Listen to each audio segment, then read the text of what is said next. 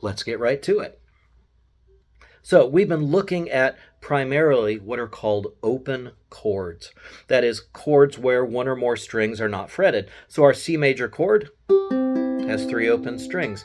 Even our G chord has 1 open string. Now we did learn the B minor chord, right, where we covered 3 strings with 1 finger.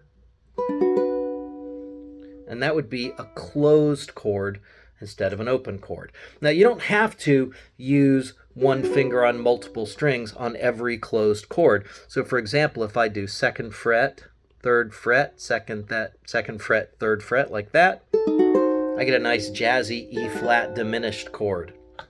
And it's still a closed chord because all the strings are fretted. But we're going to focus on the bar chords. Now, we're going to make it a little easier than our B minor chord because we're only going to cover 2 strings with 1 finger. Okay, so I'm here at the 3rd fret, and then I'm going to do 4th fret, 5th fret, like that. And again, notice I've got my thumb right behind the finger that I'm using to bar to balance out the pressure better. Now, here's the great thing about this.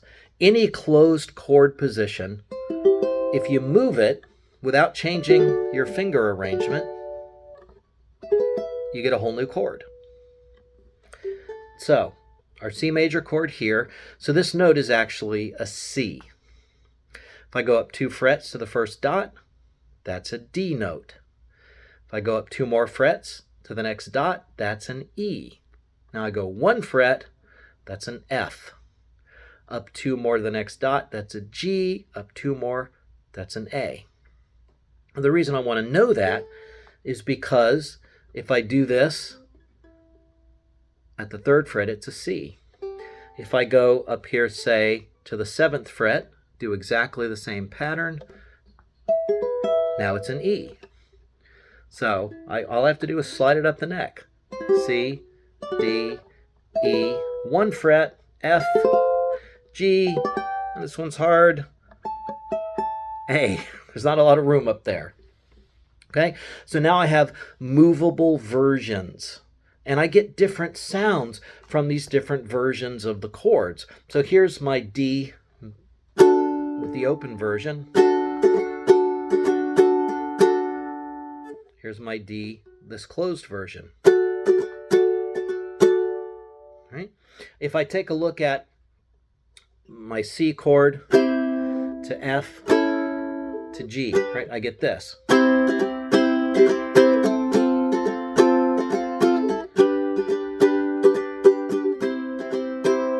Okay, but if I use these bar chords,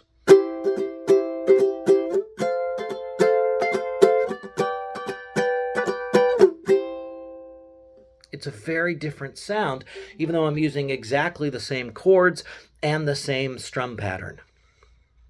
And that's what we want. We want to have the ability to get that variation in there. So while we're at it, let's learn something a little more difficult. So if I go to my good old C major chord, the open version, you notice I have 2 empty frets, and then I have the nut of the ukulele. Okay?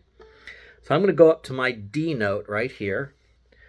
I'm going to count back 2 empty frets, and then I'm going to lay my finger across all 4 strings to take the place of the nut. Now, again, you might have to move your finger up or down. You might have to vary the pressure. Again, I've got my thumb right behind the finger that's doing the bar. So this is a D chord. Right? The root note of the chord is here on the 1st string, so that's a D. Get my fingers out of the way so you can see. So if I move it up 2 frets, of course, E, F, G, A. Right, so now I can do this.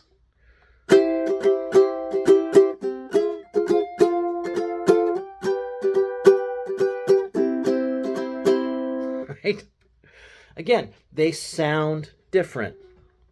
I have this D chord, this D chord, this D chord.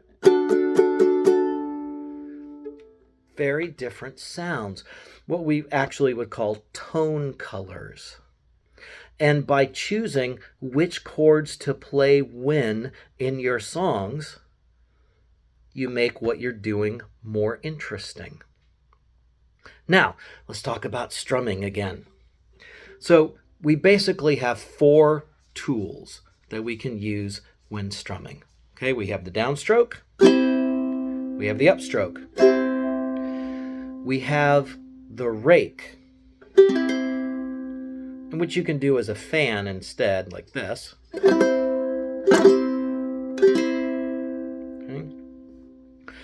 And now we're going to introduce another one, the stop. So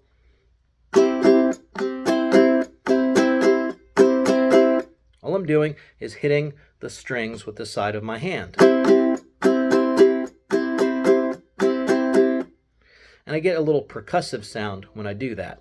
Now I can also stop the strings with my pinky like this. I don't really get that same percussive sound. So I can vary what I'm doing depending on what I want. Now, here's the great thing about these bar chords. I'm just going back to this C chord again.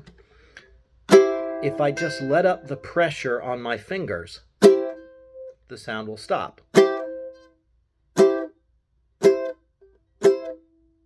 Right? So I can do what's called the Bo Diddley strum. Now, if I just leave my hand down the whole time, I'm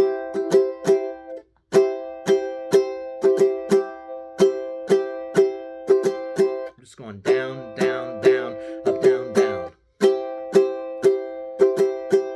Okay? Now, if after each strum I let up my fingers, I get this.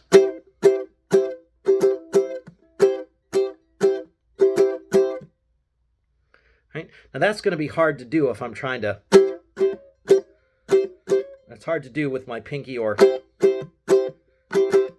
You can kind of do it with hitting with this, but it's so much easier when all you have to do is relax this hand.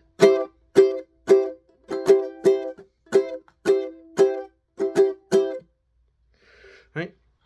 And so we can introduce downstrokes, upstrokes, rakes, fans, and stops into any strum pattern that we want. Right? It's just, you just play mix and match. Do what you feel. And experiment with it.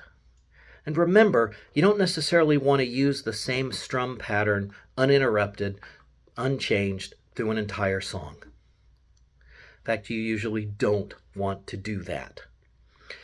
You might want the chorus and the verse to have different strum patterns. You might use a different strum pattern leading from the verse back into the chorus. You might alter the strum pattern just for a measure or two based on what's happening with the melody. Just feel it, right? And experiment with all of these different strum patterns. Make up your own strum patterns. Do all the different combinations you can think of, and then just fit them to the song. Remember, unless you're trying to imitate somebody else's playing, there is no one right strum pattern for any song. All right? You know what I'm going to say next, right? Get your ukulele, go play, and I will see you next time.